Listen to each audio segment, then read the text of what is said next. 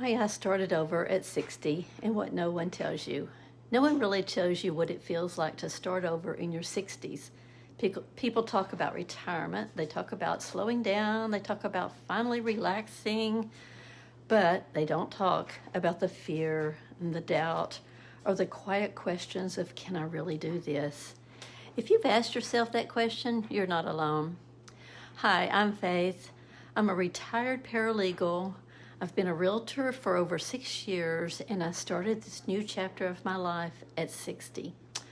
I created this channel because there are a lot of things no one tells you about life after 60, and I think it's time we talked about them honestly. For over 30 years, I worked as a litigation paralegal.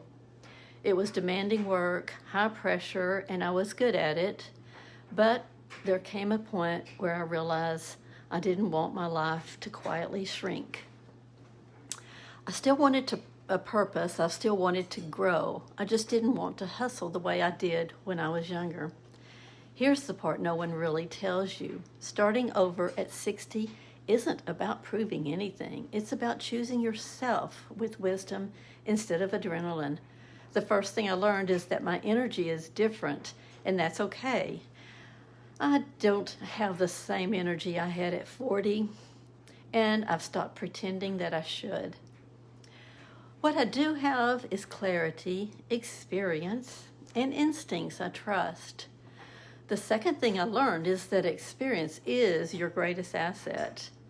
I bring decades of legal experience, negotiation skills, and problem solving into everything I do now. Starting over doesn't mean starting from scratch. It means bringing everything with you.